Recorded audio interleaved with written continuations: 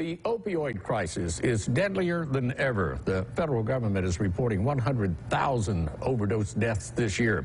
12 News' Deidre Briscoe talked to physicians who break things down for us. Deidre? Walt, according to the Mississippi Department of Health, the leading cause of drug overdose is fentanyl poisoning. This is happening because a lot more drugs are on the streets that are homemade, and others are abusing prescriptions. Doctors say it's a problem that's spreading from ages 18 to 35.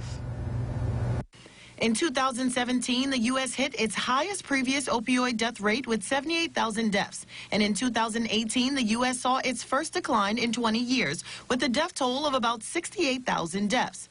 Now, with totals exceeding 100,000, doctors are extremely concerned. One of the biggest issues that we have with opiate use is that it tends to escalate. Sometimes people will get put on opiate or pain medications by their doctors. Now, the majority of people don't get addicted. They don't become addicted, but some people do. Psychiatrist Maxie Gordon adds, we know that 53% of deaths from opiates involve fentanyl.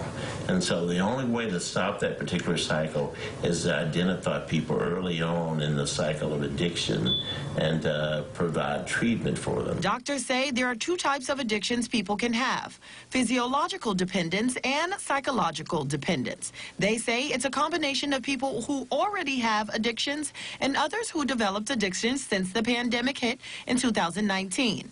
By 2020, relief efforts for the pandemic accidentally put more money for drugs on the streets. So if you think back to 2020, a lot of people were getting stimulus checks and were on enhanced unemployment, and that was a lot of cash money flowing into the hands of people who already were struggling due to stress and isolation. And then having extra cash money on hand just made the substances readily available.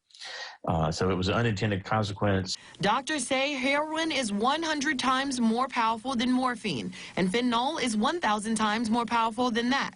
They say the high is described by patients as incredible, and it's dirt cheap. They note that while the high is 1,000 times more powerful, so is its death-causing effects. The death rate due to fentanyl has not been officially announced, but doctors estimate in Mississippi this year at least 400 will die due to drug overdose. 20 years ago, the death to fentanyl was just 13 people here in Mississippi.